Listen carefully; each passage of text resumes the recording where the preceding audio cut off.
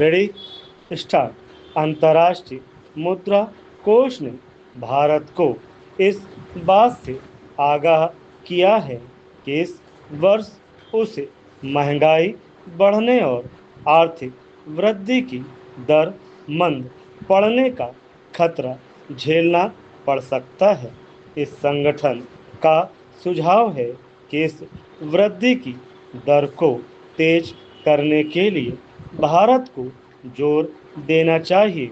अपने वर्तमान आर्थिक सुधार कार्यक्रमों पर और जोर देना चाहिए।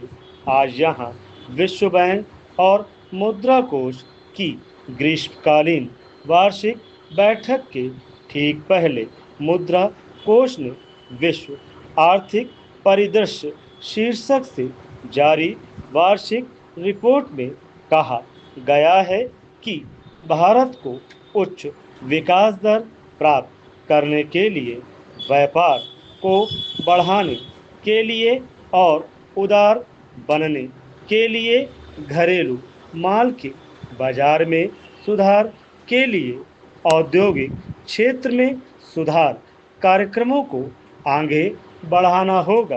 Paragraph change. विश्व के आर्थिक संभावनाओं पर आधारित इस रिपोर्ट में कहा गया है कि भारत इस क्षेत्र में काफ़ी मजबूती के साथ अपना विस्तार कर रहा था, लेकिन सन 1996 में यह रफ्तार कुछ मध्यम पड़ गई।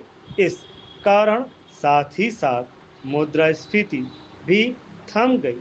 यह नीतियों के साथ साथ एशिया के अन्य देशों की तरह निर्यात वृद्धि की दर के कम करने का नतीजा रहा है।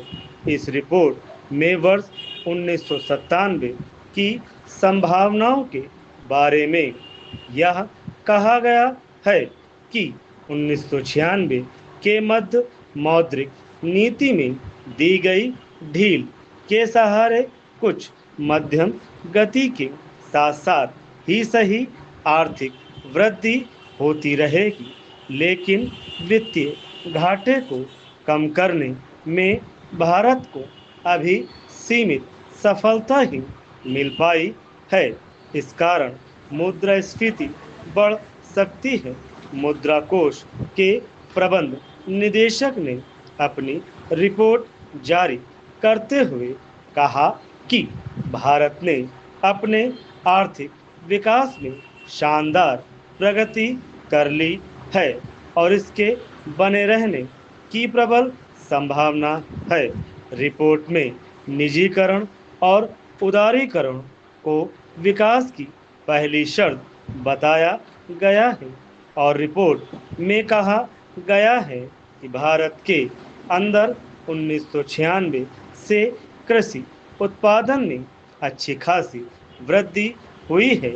इससे औद्योगिक वृद्धि की दर 7% के करीब बनी रहने का अनुमान है।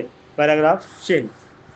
अंतर्राष्ट्रीय मुद्रा कोष ने भारत को चेतावनी दी है कि वह अपने जारी आर्थिक सुधारों को धीमा न करे।